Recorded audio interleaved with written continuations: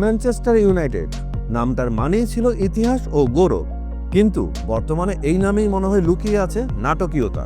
কারণ sir Alex ফার্গুসনের বিদায়ের পর থেকেই এক যুগ ধরে এই ক্লাবে দেখা গেছে একের পর এক সমস্যা।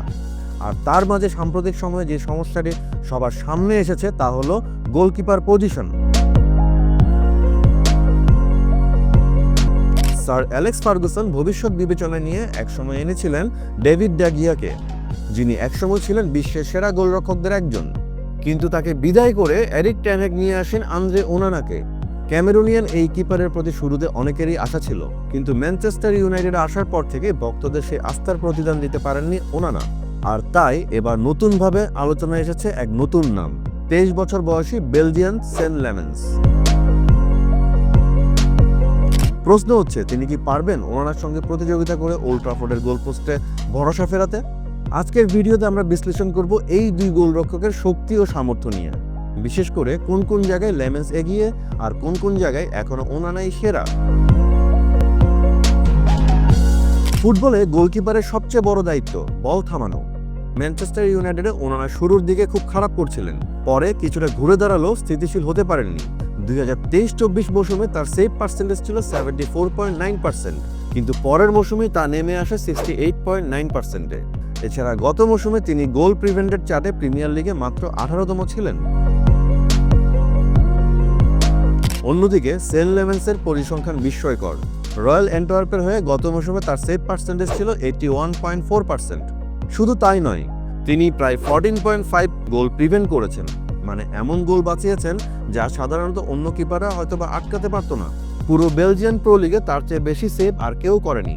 এ কারণেই অনেক বিশেষজ্ঞরাই মনে করছেন লেমেন্স হতে পারেন বেলজিয়ামে থিবো কোর্তোয়ার উত্তরসূরি।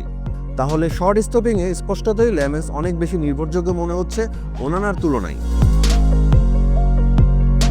এবার আসি উচ্চতার বিষয়ে। হ্যাঁ, উচ্চতা সবসময় গোলকিপারের জন্য বাড়তি একটি সুবিধা। সেন্ট লেমেন্সের উচ্চতা 6 ফিট 4 ইঞ্চি, অর্থাৎ লেমেন্স ওনানার চাইতেও 3 ইঞ্চি বেশি। কিন্তু শুধু লম্বা হলেই তো হবে না, বল কিভাবে নিয়ন্ত্রণ করবেন সেটাও কিন্তু আসল।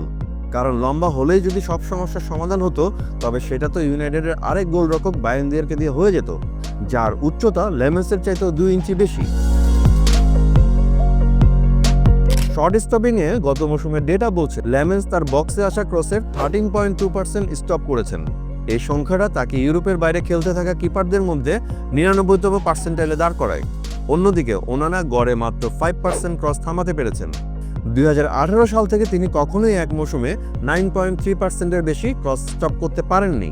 অর্থাৎ প্রিমিয়ার লিগের ফিজিক্যাল খেলার সঙ্গে লেমেন্সের মানিয়ে নেওয়া কিছুটা চ্যালেঞ্জিং হতে পারে। তবে পরিসংখ্যানভাবে একটা জিনিস কিন্তু স্পষ্ট, আর তা হলো এরিয়াল ডুয়েলে লেমেন্স অনেক বেশি শক্তিশালী।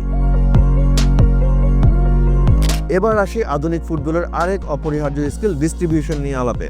ওনানার সবচেয়ে বড় শক্তির জায়গা এটাই। আয়াক্স ও ইন্টার মিলানে তিনি বল পায়ে খেলছিলেন দারুণ, ম্যানচেস্টার ইউনাইটেডে এসে সেটা পুরোপুরি কাজে লাগাতে পারেননি, কারণ ডিফেন্ডারদের ভুল আর মিডফিল্ডে সঠিক অপশন না থাকার কারণে তার অনেক লং পাস নষ্ট হয়েছে। তবুও টেকনিক্যালি তিনি স্বাভাবিকভাবেই স্বচ্ছন্দ। লেমেন্স এখানে কিছুটা পিছিয়ে।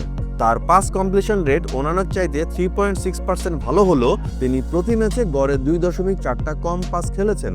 বিশেষজ্ঞরা বলছেন তিনি দুই পায়ে খেলতে পারেন, কিন্তু ব্যাক থেকে বিল্ড আপ প্লেতে এখনো উন্নতি করার জায়গা আছে লেমেন্সের। অর্থাৎ ডিস্ট্রিবিউশনে এখনো ওনানাই এগিয়ে লেমেন্সের তুলনায়।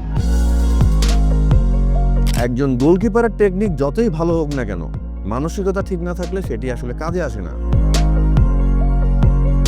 ওনানা অনেক অভিজ্ঞ, তিনি চ্যাম্পিয়ন্স লিগ ফাইনাল খেলেছেন, সামলেছেন বড় বড় চাপের ম্যাচও, কিন্তু তার সমস্যা হলো ধারাবাহিকতা।